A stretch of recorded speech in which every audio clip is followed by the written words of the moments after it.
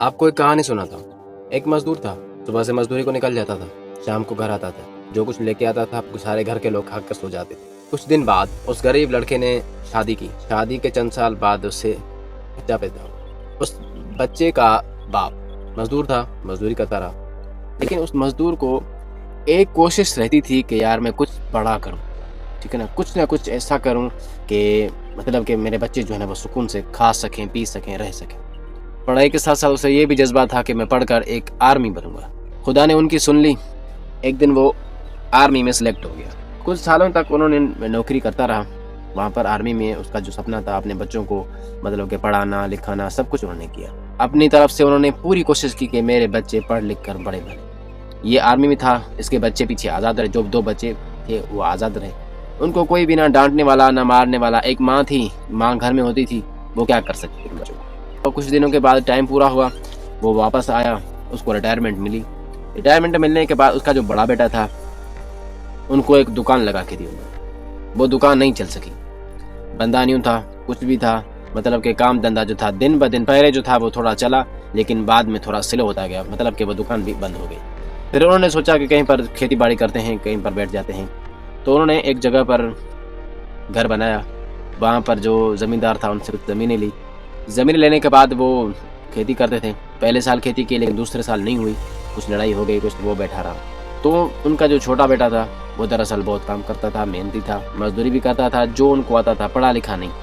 हालांकि आपको मैंने बताया कि अकेला जब होता है ना, जब माँ बाप का साया थोड़ा कम होता है तो बच्चा कुछ भी नहीं कर सकता, फिर उसकी अपनी मर्जी होती है। हालांकि कोई भी बच्चा ऐसा नहीं होता कि जो अपने शौक से बचपन में शौक से पढ़े कि यार मैं पढ़े करे बना पड़ूंगा।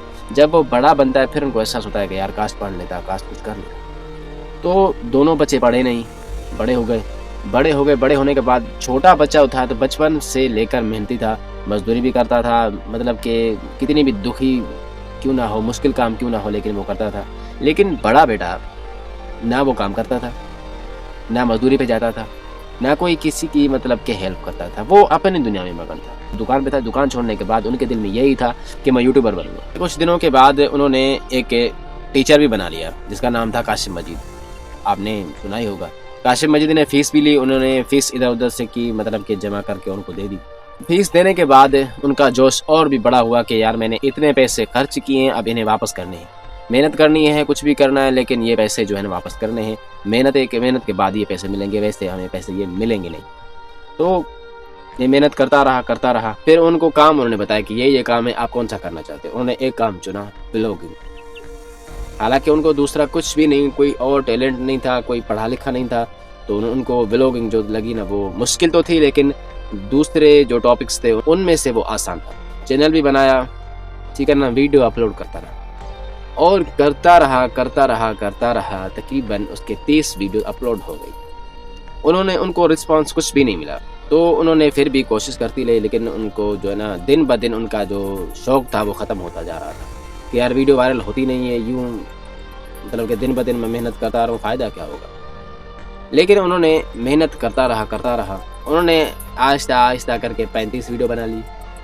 अब 35 वीडियो के बाद उनका और भी दिल टूट गया, और दिल टूटने के बाद अब आपके सामने खड़ा है कि अब क्या होगा मेरा।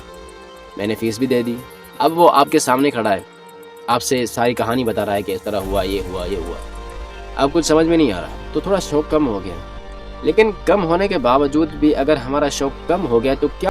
तो इस कहानी सुनने के बाद अगर आपको कुछ थोड़ा फील हुआ और थोड़ा उस बच्चे का आपको दुख हुआ कि यार इस बच्चे के साथ अच्छा नहीं हुआ, हालांकि उन्होंने खुद की ज़िंदगी तबाह कर ली, फिर वो ज़िंदगी बनाने के लिए निकला है और वो आप तक वीडियो पहुंची है, तो सब्सक्राइब तो बनता है। सब्सक्राइब कर दें, वीडियो को लाइक कर दें और कमेंट में अपनी राय ज़रूर कि आगे वो बच्चा क्या करे।